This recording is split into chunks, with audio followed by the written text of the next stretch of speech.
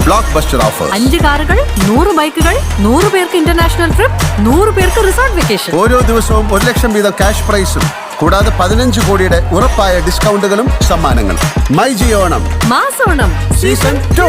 ഭാര്യയെ മർദ്ദിച്ച് കൊലപ്പെടുത്തിയ കേസിൽ പ്രതിക്ക് ജീവപര്യന്തം തടവും പിഴയും. കോട്ടത്തറ തേക്കുമുക്കിയൂരിൽ രംഗസ്വാമിക്കാണ് മണ്ണാർക്കാട് അഡീഷണൽ ഡിസ്ട്രിക്ട് സെഷൻസ് കോടതി ശിക്ഷ വിധിച്ചത്.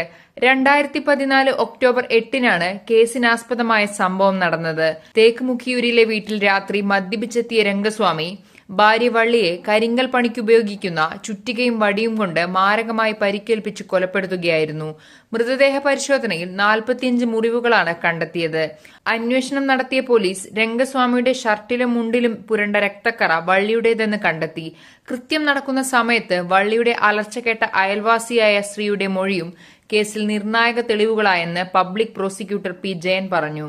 ജീവപര്യന്തം തടവ് ശിക്ഷിക്കും, അതുപോലെ തന്നെ 1 ലക്ഷം രൂപ പിഴ അടയ്ക്കാനും കോടതി ഇന്ന് വിധി പറഞ്ഞിട്ടുണ്ട്.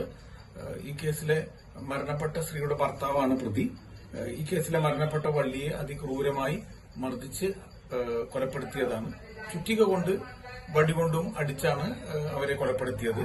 ഈ കേസിന്റെ സാഹചര്യ തെളിവുകളും അതുപോലെ തന്നെ ഈ സയന്റിഫിക് എവിഡൻസും കൃത്യമായി അന്വേഷണ ഉദ്യോഗസ്ഥന് മറ്റ് തെളിവായി കൊണ്ടുവരാൻ സാധിച്ചു. ആ രണ്ടും കണക്കിലെടുത്തുകൊണ്ടാണ് കോടതി ഇത് വിധി പറഞ്ഞിട്ടുള്ളത്. കോടതി ഇതിലെ സാഹചര്യ തെളിവുകളും അതുപോലെ തന്നെ സയന്റിഫിക് എവിഡൻസ് എല്ലാം പരിശോധിക്കുകയും അതിലെ കൃത്യമായ ഒരു നിഗമനത്തിൽ കോടതി എത്തിയിട്ടുണ്ട്. പിന്നെ ഒരു ഫോൾസ് എക്സ്പ്ലനേഷനാണ് പ്രതിയുടെ ഭാഗത്തു നിന്ന് നൽകിയത്. അത് പ്രതി ഹാജരാക്കിയ സാക്ഷിയെ തന്നെ വിശ്വാസയോഗ്യനല്ലെന്നും പ്രതിയുടെ താല്പര്യത്തിനു വേണ്ടി മാത്രം കളവായി സാക്ഷി പറഞ്ഞിട്ടുള്ളതെന്നും കോടതി കണ്ടിട്ടുണ്ട്. മാത്രമല്ല, ഈ പിഴ അടച്ചില്ലെങ്കിൽ 2 വർഷം കൂടി അധിക തടവിനും ശിക്ഷിച്ചിട്ടുണ്ട്. നടപടിയൊന്നുമില്ല. പക്ഷെ അയാളെ വിശ്വാസത്തിൽ എടുക്കാൻ കഴിയില്ല എന്നാണ് പറഞ്ഞിട്ടുള്ളത്. കേസിന്റെ അന്വേഷണം നടത്തിയത് ഇപ്പോഴത്തെ മറ്റ് DCRB DYSP KC വിനു, അതുപോലെ തന്നെ CI ആയിരുന്ന മനോജ് കുമാർ, അതുപോലെ കുറ്റപത്രം സമർപ്പിച്ചത് അന്നത്തെ CI ദേവസ്യ എന്നിവരാണ്.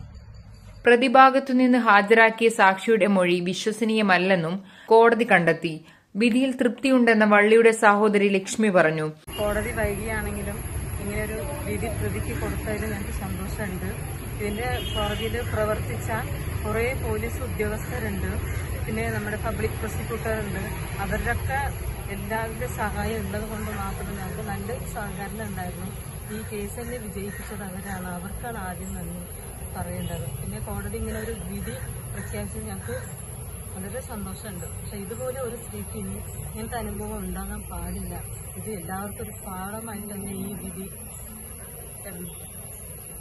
പ്രതിയുടെ ഭാഗത്തുനിന്ന് സ്വാധീനമൊക്കെ അവർ ഉണ്ടായിരുന്നു. പക്ഷെ അതിനൊക്കെ പോലീസുകാരാണ് അതിൽ ഇടപെട്ട് അതൊക്കെ ഇല്ലാണ്ടാക്കിയിട്ടാണ് ഇപ്പോൾ കേസ് മുന്നോട്ട് തന്നെ വന്നത്.